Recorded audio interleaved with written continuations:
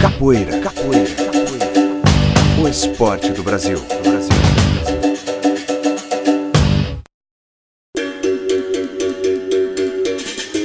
A capoeira é um jogo que mistura dança e golpes de luta. Era muito praticada nos quilombos e nas fazendas onde os escravos trabalhavam. Aos olhos dos feitores, os escravos pareciam dançar, enquanto disfarçadamente exercitavam o físico e mantinham vivas as suas tradições. É um jogo que se disputa brincando, com muita ginga e malícia, ou mandinga, como dizem os capoeiristas. Basicamente, os pés são as principais armas da capoeira, e as mãos estão quase sempre em contato com o solo, enquanto se joga ao som de músicas típicas. Os movimentos coreografados e a musicalidade têm origem no batuque e no maculelê, lutas ancestrais em forma de danças guerreiras. Jefferson Santos, contramestre de capoeira. O maculelê é uma dança guerreira feita com bastões ou facões. Na época dos escravos, eles faziam essa dança tanto para disfarçar como a capoeira, né, que era disfarçada uma dança, mas era também uma luta guerreira. A capoeira hoje é considerada um símbolo nacional, mas nem sempre foi assim.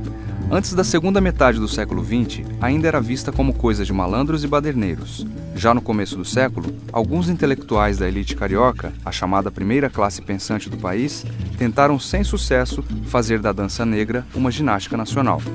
Por volta de 1850, os negros representavam 1/3 da população total do país.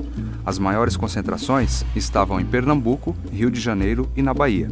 Muitas eram as agitações e as revoltas populares contra a escravidão, e a capoeira estava entre as principais manifestações dos escravos.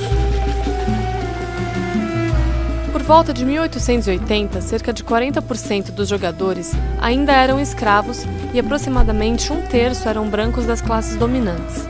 Nesse momento, a elite começava a ter mais contato com a capoeira, e assim, o próprio branco se tornava cada vez mais moreno, e até com orgulho disso, conforme escreveu o sociólogo Darcy Ribeiro em 1964, no livro O Povo Brasileiro.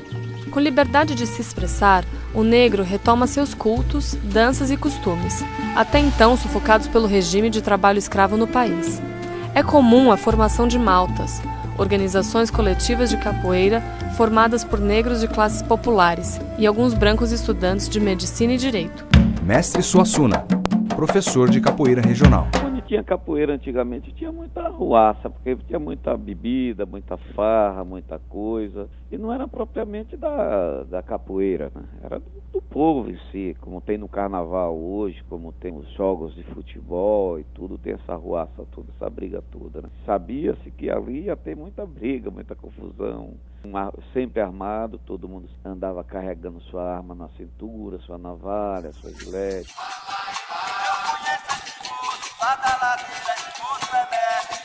A capoeira de Angola foi a primeira a ser conhecida no Brasil. O nome tem origem no ngolo, um ritual feminino de iniciação que quer dizer dança da zebra, e marca a passagem da adolescência para a fase adulta. Conforme a tradição, os homens lutam de maneira parecida com as zebras, e o vencedor escolhe a mulher que desejar. No Dicionário do Folclore Brasileiro, escrito em 1954, o escritor e folclorista Câmara Cascudo aponta pela primeira vez uma relação do ritual africano com a luta brasileira.